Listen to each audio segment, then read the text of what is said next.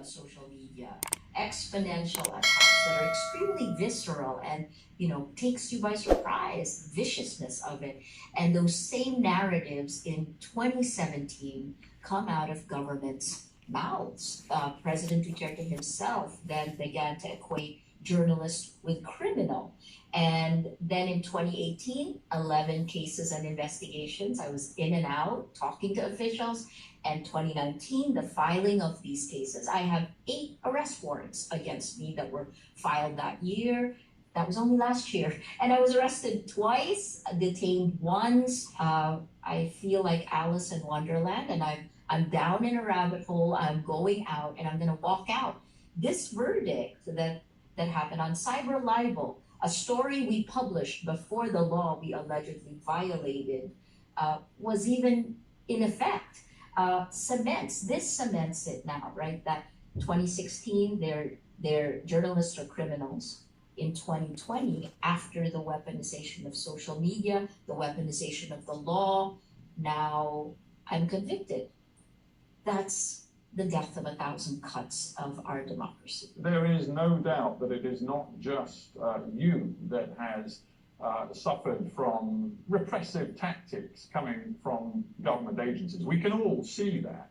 But nonetheless, the notion that all sorts of freedom of expression are now curtailed and eliminated in the Philippines surely isn't right. If one looks at your country today, there is still a multitude of diverse opinion across the spectrum of politics in different platforms on the media, not least Rappler itself. After all, your website hasn't been shut down. It continues to this day. It has millions of eyeballs on it every single month. The Philippines is not North Korea, nothing like. Well, who would want to be North Korea, right? In the end, the Philippines is also living under a climate of fear and violence. In fact, when I last interviewed President Duterte, when he was already president, I was one of 4 journalists he gave an interview to in December of 2016. I asked him that specifically. I said, Mr. President, now that you're in charge of actually protecting the Constitution, is it necessary to use violence? And he said, yes. He said it's necessary to use violence and fear. So while you see what looks like a multitude of voices, imagine that those voices also have a Damocles sword hanging over their heads. During our pandemic, people were, based on their posts on social media, people were arrested. I think there's a good veneer of legality for all of these, but we've certainly felt the walls closing in. In order to be able to continue publishing as Rappler, look what I've had to go through. I'm not a criminal, I'm just a journalist. And obviously, my show is called Hardtalk, so I have to take seriously the charges against you, because as you've indicated that the libel is the least of it. You still face allegations of, my goodness, what a list, fraud, tax evasion, receiving money from the CIA. I mean, you could be in court for years and years to come. The only thing I can say is that these charges, the 8 criminal charges I'm facing, fall into 3 buckets. The first is cyber libel. The second is securities fraud. And in that, we'll throw in foreign ownership or foreign control, violating something called the anti-dummy law. And then the third is tax evasion. And again, just like the first case, we were charged with tax evasion about 6 months after we received an award from the government for being a top corporate taxpayer. Then a little more than 6 months later, we're tax evaders, pushed on social media. And in addition to that, to make this charge, they actually had to redefine Rappler from news organization to a dealer in securities. So sure, let's do hard talk. I feel like as a reporter, as someone running a news organization, I give the government and the president the respect that the office demands, I think, but the kinds of death by 1,000 cuts that we've had to absorb just to do our jobs, just to continue doing investigative reporting, I've never lived through anything like this. And I covered Southeast Asia's transition from authoritarian one-man rule to democracy, starting here in the Philippines in 1986. Maria Ressa, do you think the Filipino public care about your fate and indeed the fate of other journalists in your country? Because one looks at Duterte's approval ratings, they are consistently above 80% approval, the kind of figure that other leaders around the world could only dream about. And the Filipino public are well aware of what he's doing to the press. I think there are two answers to that question. The first one is the kinds of the propaganda machine and how it uses technology to essentially use it as a behavioral modification system. And I can explain that more later. But the propaganda is exponential and it lifts. When you hear President Duterte is the best, the defender of the poor, even though it's the poor who are dying in the drug war, right? So that's the first step. I think, the age of social media, statistical surveys haven't been able to keep up with these shifts. The second one is, do people care? Yes. And I can see that just based on what's happened. And I think this in particular in 2020, three things have happened. We've had a pandemic, the lockdown. We are just in our 14th week of a very security-driven, militaristic lockdown. It's a lockdown when President Duterte has told Filipinos to stay at home. And he told troops that if they come out, if we break quarantine, he told them to, and this is a direct quote, he said, shoot them dead. That did happen. Almost more than 60,000 people have been arrested during this time period. And because we're locked down, I think there's been more introspection. The second is the shutdown. I'm going to stop you there, if I may, because it's fascinating what you're saying, but I'm just wondering where your evidence is, because I look at the latest polling I can find in the Philippines. There's a company I'm sure you know well, Social Weather Stations, who are widely respected, and their measurements suggest that the Filipino public as a whole approves still of President Duterte's campaign against illegal drugs. They still seem to favor him, despite all of the controversy about his latest anti-terror law, which you and others have described as a fundamental threat to freedom of expression. That's the third one, right? That's the third one I was going to say, this anti-terror bill. You have to get real in a way. Everything you say about what Duterte is doing is not deterring a really big majority of Filipinos from giving him their backing. I think you have to look at the surveys and actually talk to the people who do the surveys. And the biggest question you have to ask them is, how do you count for fear? So before we went into lockdown, this was a question I asked all the time because these surveys are done in the homes of people. They have their numbers, they know who they are. They're normally, their names are given by their village chiefs, the barangay captains. How do you account for fear, right? So not saying that President Duterte isn't popular, because I think his homespun, this kind of, the guy you want to have a beer with, the grandfather you want to have a beer with, that's the narrative. I think that's appealing. Yes, but having said that, how do you count for fear, right? Interesting question, and I'll tell you what that plants in my mind, a different idea about fear. Maybe for you, and let's be honest, for a relatively elite personality living in a nice part of Manila with perhaps more security than most Filipinos, it is easy for you to focus on the threats to freedom which you feel and the fear you talk about. But what about the other Filipinos whose fear is much more street level? It's much more about the insecurity. And your Rappler website has made a point of investigating the drugs war that Duterte has initiated for the last 3-4 years. But the drugs war, according to most Filipinos, has made their streets safer. Yes, they look at the fact that hardly any security personnel have been prosecuted for egregious use of violence, but they also look at the fact that thousands of drug dealers have been taken off the streets, and they like that.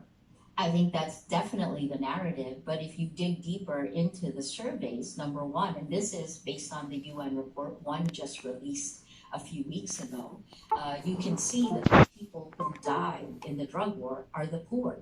And you can also see in those surveys, it's not just the social weather stations, it's also Pulse Asia, you can see that President Duterte's support among the poorest of the poor has dwindled significantly compared to the AB, the people who are wealthy, who can cut the deals. You know, I always say there's three things that really characterize living under the age of Duterte. You have to do one of these three things. The three C's: corrupt, coerce, or co-opt. And it isn't the poor that does that. In fact, I would say the poor suffers the most. So you look at this brutal drug war, depends on who you talk to. If you talk to the police, they'll say, oh, well, maybe about 6,000 to 7,000 people have died. They admit to that. And then you talk to the human rights groups and they say it's tens of thousands. Our own Philippine Commission on Human Rights places the number at 27,000. That was several months ago, right? So no, I think you have to look much deeper into the numbers, look at which of the demographics, well, and look at who's winning and who's losing. Let me ask you a personal question, and be brief if you can. Sure.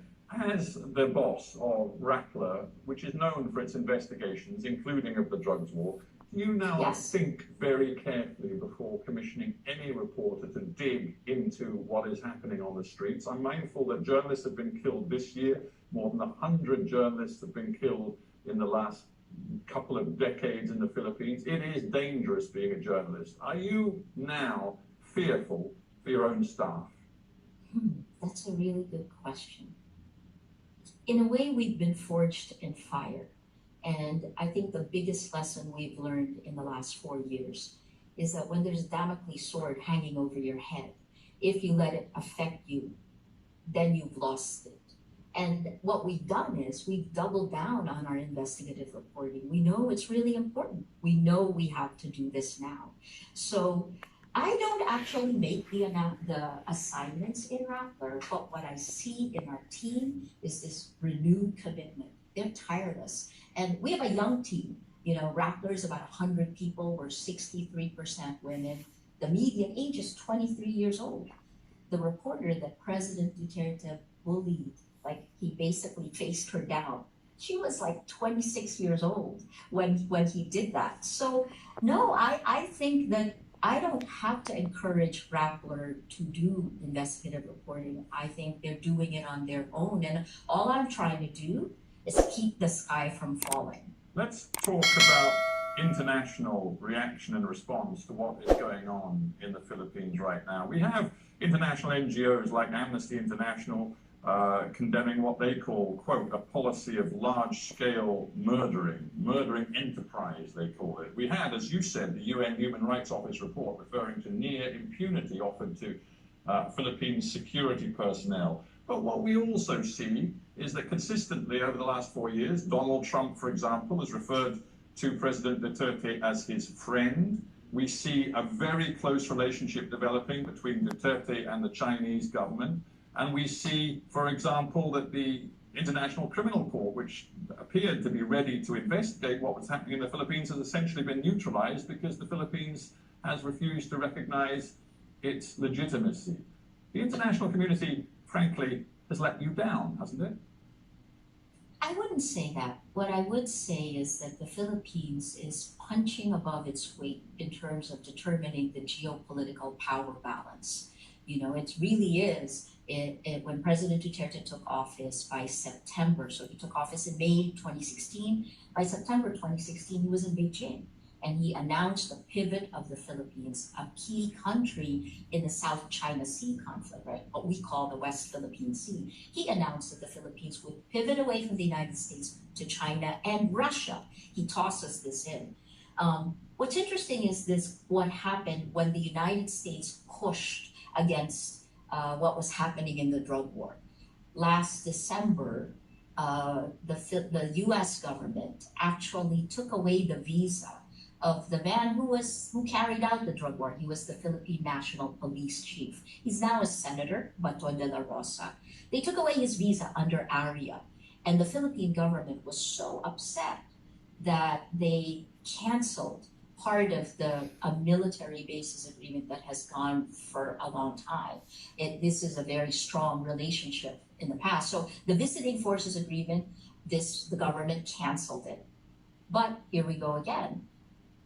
Just this month, the Philippine government gave notice that they were not going to cancel that, and it's back up. So my point, well, you're making my point for me, that whatever the detail of difficulties, geostrategic difficulties in a relationship between the United States and the Philippines, in the end, there seems to be a sort of brotherhood feeling between Donald Trump and Rodrigo Duterte. And it's not surprising, given that they are, you could argue, populists of a similar style. They have contempt for much of the media, which we've discussed. They both seem to see journalists, quote unquote, as enemies of the people. And they both, it is true to say, have found a way of communicating through social media, through using Twitter and Facebook platforms in a way that politically is extraordinarily successful. I would agree with you. And I think part of what's important, but let me first answer that question that you asked, which is, did it let me down? No, absolutely not. I understand the geopolitical power play at work here, but I think what you're seeing both in the Philippines and in the United States is very similar to what's happening in many democracies around the world, including in the UK. And this is the role of technology. Facebook is our internet in the Philippines. There's 71 million Filipinos. We spend the most time on the internet and on social media globally, and I think it's the 5th year running. That's Hootsuite, and We Are Social, that's their number. So what's happened is this kind of astroturfing of manufactured consensus, the manipulation of the public at mass scale using Facebook has happened here in the Philippines. You asked about the popularity of President Duterte. That's partly buoyed by a propaganda machine that we got clobbered for exposing in 2016. But Maria, I'm going to have to interrupt, because that's so in it. What you are suggesting is that democracy doesn't work anymore. If you are talking about, quote unquote, manipulated public opinion, as you've just done, then you're undermining and delegitimizing the notion that the people have a right to choose their governors. If you're saying that their opinions are somehow fake or false, where is democracy? That's exactly what I'm saying, that democracy is essentially dead, and part of what killed it are social media platforms that have become behavioral modification systems. If you look at what's happened all around the world, starting in 2017, studies have shown that cheap armies on social media are cutting down democracy, rolling it back. In 2017, it was in 27 countries. In 2018, that doubled. In 2019, it was up to 70 countries. And these are different research studies, right? But so this is dangerous territory. Right now, this is, if I may say so, dangerous territory, because you're suggesting to me that President Duterte, in the end, is illegitimate and doesn't have a mandate, when patently, that's not what I'm saying. This man has an extraordinary mandate. That's not what I'm saying. What I'm saying is, first of all, he doesn't have an extraordinary mandate. He was one of 5 presidential candidates. He had, out of 61 or 62 million voters, he had 16 million votes. That's what elected President Duterte. That's okay. Of 5, he won the majority of the 5, right? But beyond that, what I am saying is that the new information ecosystem actually allows lies laced with anger and hate to spread faster than facts. When a lie is told 1 million times in today's age, when I am attacked 1 million times with criminal, it becomes a fact. And this is what's wrong, because if you don't have integrity of facts, you cannot have integrity of markets, and you certainly can't have integrity of elections. This is the problem with democracy. A final thought then. I'm very mindful that you returned to the Philippines from the United States after the People Power Revolution of, I believe it was 1986, and you made your life in the Philippines after that. And there was so much hope around then of a different kind of politics in your country. Here's what one Filipino lawyer who moved to Australia recently has written, Jason Lamchek. He says, in terms of corruption, the post-people power governments became indistinguishable from the Marcos regime. The only difference was the rhetoric of human rights and democracy, which people have increasingly come to regard as a sham. Isn't that the truth? That Duterte is in power and, quote unquote, so successful because the post-people power politics of the Philippines simply fail the people? I think I would agree that post-people power was a failure. We had endemic corruption. We replaced one set of leaders with another who then created their own. I mean, we've always said there are 8 oligarchical families, but the difference is this, right? The trickle-down effect didn't trickle down. There was a perfect storm, and this happened globally. This is part of the reason you're seeing a trend back to a form of, I would say, almost fascism, right? Because liberal democracy didn't deliver its promise. But having said that, we should not be moving the other direction, and that is the challenge to every democracy here. Part of what's enabled that is social media. When the gatekeepers, the journalists, the news organizations used to be gatekeepers, we kept the public sphere. We all agreed on the facts. Now that the gatekeepers are tech companies, the abdication of that responsibility has had huge impact. And what we're seeing now is the growth of, oh my gosh, I'm even going to say almost like fascism all around the world. And this is scary for me here in the Philippines because we're one of the first signatories for the UN Declaration of Human Rights. And yet I see Filipinos, things I would have thought would have been unbelievable. Filipinos are saying it's okay to kill. Filipinos saying that, democracy doesn't work. Maybe it doesn't. But I guess this is where I would like to see Filipinos weigh in. We shouldn't look away. We should make an active choice. And when you see your rights getting pushed back, I personally saw my rights being violated when that happens, are we going to accept that? Because then that will fundamentally change democracy. So maybe we shouldn't.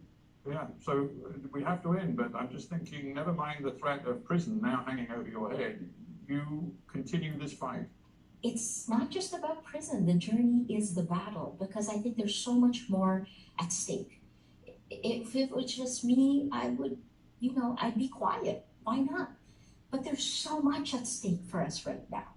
I became a journalist in 1986, and I'm a journalist today. I'm at my most senior, and I want to make sure that I do the right thing for democracy, for journalism. Maria Ressa, thank you very much indeed for being on Hardtalk. Thanks for having me. Sackur.